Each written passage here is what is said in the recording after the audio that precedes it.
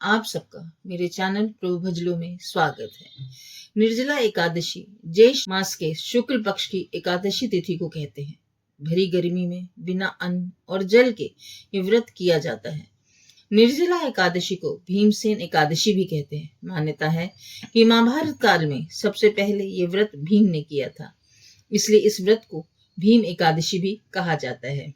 इस साल निर्जला एकादशी का व्रत 6 जून को रखा जाएगा। इस दिन भगवान विष्णु और माँ लक्ष्मी की पूजा होती है।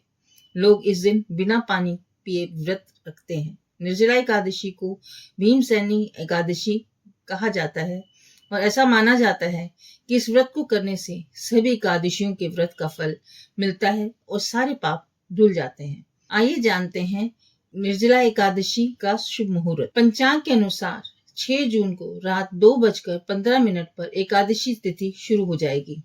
ये तिथि अगले दिन यानी 7 जून सुबह 4:47 पर समाप्त होगी। इसलिए निर्जला एकादशी का व्रत 6 जून को रखा जाएगा और एकादशी व्रत का पारण हमेशा द्वादशी तिथि में किया जाता है। इसलिए निर्जला एकादशी का व्रत का पारण 7 जून को होगा। आइए दोस्तों जानते हैं पूजा विधि। निर्जला एकादशी पर भगवान विष्णु और माँ लक्ष्मी का पूजा का विधान है। इस दिन सुबह जल्दी उठकर सूर्य को जल चढ़ाना चाहिए और मन में भगवान का स्मरण करके मंदिर की सफाई करनी चाहिए। व्रत का संकल्प लेकर भगवान विष्णु और माँ लक्ष्मी की मूर्ति लकड़ी की चौकी पर स्थापित करके विधि विधान से पूजा करनी चाहिए। भगवान को पीले फल, माँ लक्ष्मी को खीर का भोग लगाना चाहिए। विष्णु सहस्त्र नाम और विष्णु चालीसा का पाठ करना चाहिए। पूरे दिन श्रद्धा से व्रत रखना चाहिए। पूजा पाठ में मन लगाना चाहिए। और दोस्तों, इस दिन दान का भी विशेष महत्व है। आप घड़े दान में दे सकते हैं, पंखा दान में दे सकते हैं, फल फूल अन्न जो आपकी श्रद्धा है उस श्रद्धा अनुसार दान दीजिए। आइए जानते हैं व्रत कथा। भीमसेन व्यास जी से एक दिन कहने लगे, हे पितामह, भ्राता युधिष्ठिर, माता कुंती, द्रौपदी, अर्जुन, नकुल और सहदेव आदि सब एकादशी का व्रत करने को कहते हैं, परंतु महाराज मैं उनसे कहता हूँ कि भाई मैं भगवान की शक्ति पूजा आदि तो कर सकता हूँ, दान भी दे सकता हूँ, परंतु भोजन के बिना नहीं रह सकता।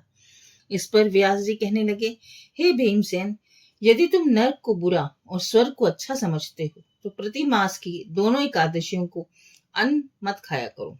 भीमसेन कहने लगे, हे पितामह, मैं तो पहले ही कह चुका, मैं भूख सहन नहीं कर सकता। यदि वर्ष भर में कोई एक ही व्रत हो और वह मैं रख सकता हूँ, क्योंकि मेरे पेट में वक्र नामक अग्नि से मैं बिना भोजन के नहीं रह सकता। भोजन करने से ही वे शांत होती है। इसलिए पूरा उपवास करने है तो एक समय भी बिना भोजन किए रहना बहुत कठिन है मेरे लिए। अतः आप मुझे कोई ऐसा व्रत बताएं जो वर्ष में एक बार ही करना पड़े और मैं स्वर्ग की प्राप्ति भी हो जाए। श्री व्यास जी कहने लगे, हे पुत्र, बड़े बड़े ऋषियों ने बहुत शास्त्र आदि बनाए जिसमें बिना धन के थोड़े परिश्रम से स्वर्ग की प्राप्ति हो सकती है। इसी प्रकार शास्त्रों में दोनों पक्षों की एकादशी का व्रत मुक्ति के लिए किया जाता है। व्यास जी के वचन सुनकर भीमसेन नरक में जाने के नाम से भयभीत हो गए और कांप कर कहने लगे, अब मैं क्या करूं पितामह? अब मैं मास में 2 व्रत मैं कर नहीं सकता। हाँ, मैं वर्ष में एक व्रत का करने का प्रयत्न अवश्य कर सकता हूँ। अतः वर्ष में एक दिन व्रत करने से यदि मेरी मुक्ति हो जाए तो ऐसा कोई व्रत बताइए। ये सुनकर व्यास जी कहने लगे कि वृष और मिथुन की संक्रांति के बीच ज्येष्ठ मास के शुक्ल पक्ष की जो एकादशी आती है उसका नाम निर्जला है। तुम इस एकादशी का व्रत करो। इस एकादशी के व्रत से में स्नान और आचमन के सिवा जल वर्जित है। आचमन में 6 मासे से अधिक जल नहीं होना चाहिए, अन्यथा वह मद्यपान के सदृश हो जाता है। इस दिन भोजन नहीं करना चाहिए, क्योंकि भोजन करने से व्रत नष्ट हो जाता है। यदि एकादशी को सूर्योदय से लेकर द्वादशी के सूर्योदय तक जल ग्रहण नहीं करें तो सारी एकादशियों का व्रत का फल प्राप्त हो जाता है। द्वादशी को सूर्योदय से पहले उठकर स्नान आदि करके ब्राह्मणों को दान आदि देना चाहिए। इसके पश्चात भूखे और सपात्र ब्राह्मणों को भोजन कराकर आप भोजन कर लेना चाहिए। इसका फल पूरे 1 वर्ष की संपूर्ण एकादशियों के बराबर होता है। व्यास जी कहने लगे, हे भीमसेन, ये मुझको स्वयं भगवान ने बताया कि इस एकादशी का पुण्य समस्त तीर्थों और दानों से अधिक है। केवल एक दिन मनुष्य निर्जला रहने से पापों से मुक्त हो जाता है। जो मनुष्य निर्जला एकादशी का व्रत करते हैं, उनकी मृत्यु के समय यमदूत आकर नहीं घेरते, वरना भगवान के पार्षद उसे पुष्पक विमान में बिठाकर स्वर्ग की ओर ले जाते हैं। अतः संसार में सबसे श्रेष्ठ निर्जला एकादशी का व्रत है, इसलिए यत्न के साथ इस व्रत को करना चाहिए। इस दिन ओम नमो भगवते वासुदेवाय मंत्र का उच्चारण करना चाहिए और गोदान करना चाहिए। इस प्रकार व्यास जी के आज्ञानुसार भीमसेन ने इस व्रत को किया, इसलिए इस एकादशी को भीमसेनी या पांडव एकादशी भी कहते हैं। निर्जला व्रत करने से पूर्व भगवान से प्रार्थना करें, हे भगवान, आज मैं निर्जला व्रत करता हूँ, दूसरे दिन भोजन करूंगा, मैं इस व्रत को श्रद्धा पूर्वक करूंगा, अतः आप अपनी कृपा मेरे पर बनाए रखें और मेरे सारे पापों को नष्ट करें।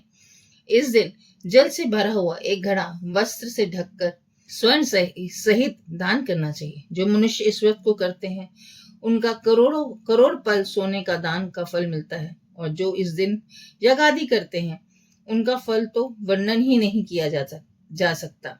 इस एकादशी के व्रत से मनुष्य विष्णु लोक को प्राप्त होता है। जो मनुष्य इस दिन अन्न खाते हैं, वे चंडाल के समान है, वे अंत में नरक में जाते हैं। जिसने निर्जला एकादशी का व्रत किया, वह चाहे ब्रह्म हत्या हो, मद्यपान करता हो, चोरी हो, गुरु के साथ द्वेष किया हो, मगर इस व्रत के प्रभाव से स्वर्ग जाता है। हे कुंती पुत्र, जो पुरुष या स्त्री श्रद्धा पूर्वक इस व्रत को करते हैं, उन्हें अग्रलिखित कर्म करने चाहिए। प्रथम भगवान का पूजन, फिर गोदान, ब्राह्मणों को मिष्ठान व दक्षिणा देनी चाहिए तथा जल से भरे कलश का दान अवश्य करना चाहिए। निर्जला के दिन अन्न, वस्त्र, जूती आदि का दान करना चाहिए। जो मनुष्य बिना भक्ति पूर्वक इस कथा को पढ़ते या सुनते हैं, उन्हें निश्चय ही स्वर्ग की प्राप्ति होती है। दोस्तों, ये थी निर्जला एकादशी की कथा। भगवान विष्णु और मां लक्ष्मी आप पर अपनी अनुकंपा बनाए रखें। राम राम दोस्तों।